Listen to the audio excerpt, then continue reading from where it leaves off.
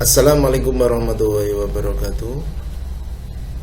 Baik anak-anak, mari kita belajar PAI ya, hari ini pertemuan ketiga, yaitu melanjutkan yang kemarin ya, kelas 11 Pendidikan Agama Islam, menjaga kerukunan antar sesama ya, menjaga kerukunan antar sesama. Kemarin kita sudah membahas sedikit tentang apa pengertian bertoleransi ya. Bertoleransi itu apa sih? Itu sudah dibahas, ayatnya apa, kan seperti itu ya. Kalau secara etimologis kata toleran berasal dari kata tolerer ya, berasal dari bahasa Latin, berarti sabar, menahan diri dan membiarkan sesuatu yang terjadi. Bisa dilanjutkan sendiri di kelasnya. Terus ini ayatnya, yaitu surat Yunus ayat 40-41. Dan di antara mereka ada orang-orang yang beriman kepada Al-Quran, dan Tuhanmu lebih mengetahui tentang orang-orang yang berbuat kerusakan. Jika mereka mendustakan kamu, maka katakanlah, bagiku pekerjaanku dan bagimu pekerjaanmu. Kamu berlepas diri terhadap apa yang aku kerjakan, dan aku pun berlepas diri terhadap apa yang kamu kerjakan. Ini ayat menjelaskan tentang ini ya, toleransi. Lanjut. Nah, sekarang kita membahas tentang kerukunan antar sesama. Kita sedikit cepat ya, karena kalian kan sedang PKL. Kerukunan itu apa sih? Menjalani hidup dengan damai, tenang, tertib, tentram, tidak berkonflik, tidak bermusuhan. Itu namanya kerukunan ya. Dan tidak terpecah belah meski dihadapkan dengan berbagai perbedaan yang ada. Rukun. Ayo kalian yang PKL, rukun ya. Kerukunan hidup yang dibangun antar golongan sangat dianjurkan dalam agama Islam antara golongan ya. Karena pada dasarnya Islam adalah ajaran yang menitik beratkan pada cinta, kasih sayang, dan kedamaian demi tegaknya persatuan dan kesatuan umat. Kerukunan itu akan mencegah terjadinya perselisihan dan perpecahan, dan tidak sedikit mengarahkan pada tindak kekerasan. Nah, ini jadi kerukunan itu bisa mencegah seperti itu, mencegah perselisihan, perpecahan, dan seperti itu ya.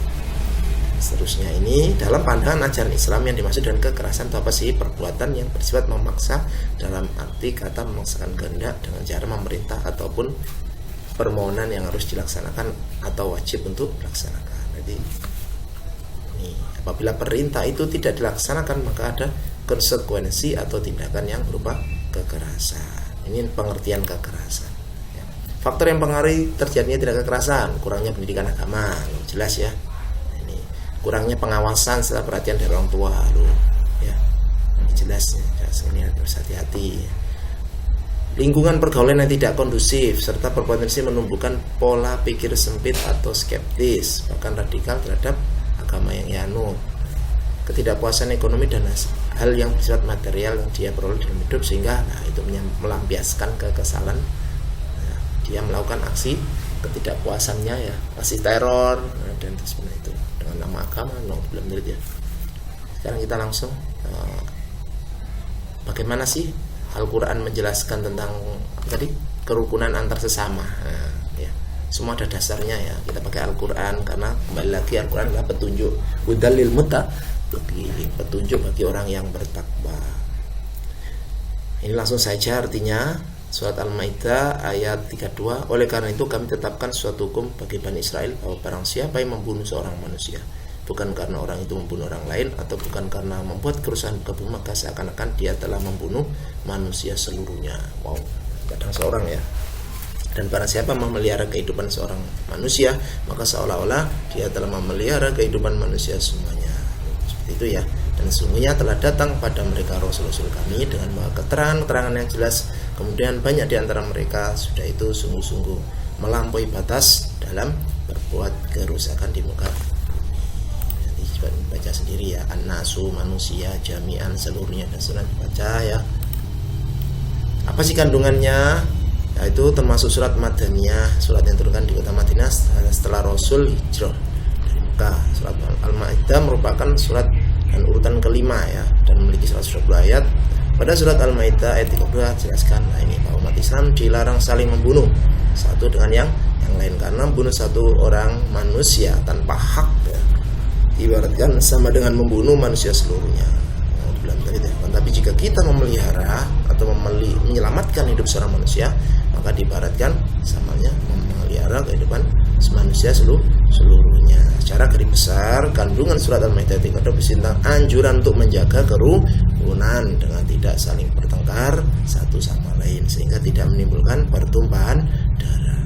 Kandungan ayat tersebut berisi tentang perintah dari Allah untuk diamalkan, karena pesan-pesan terkandung dan tersebut memiliki maksud agar umat manusia menghindari pertengkaran untuk mewujudkan kerukunan dalam kehidupan. Ya, di ayat yang lain itu dijelaskan Al-Kafirun itu juga menjaga kerukunan, itu sebab turunnya Al-Kafirun. Di situ ada lakum dinukum waliyadin, ya. Jadi ayat Al-Kafirun itu kita itu boleh rukun tapi dalam hal sosial, tapi kalau dalam beribadah tidak boleh. Jadi Al-Kafirun kan jelaskan ya, la abudu ma ta'budun wala antum abidun nama abu, ya. Dan aku dan kamu tidak menyembah apa yang aku sembah, dan kamu juga tidak menyembah apa yang aku sembah. Dari itu, jadi rukun itu yang diperbolehkan adalah dalam bidang sosial. Seperti sholat kok gantian, itu tidak boleh. Saya sekarang sholat, besok saya ke gereja atau ke wihara, itu tidak boleh, karena ya Al-Kafirun tadi. Ayatnya jelas ya, ini Ustaz ulangi lagi dari sini Al-Maidah tadi. Semoga kita semua bisa melaksanakan ya. Amin. Assalamualaikum warahmatullahi wabarakatuh. Tugasnya adalah ini di link deskripsi.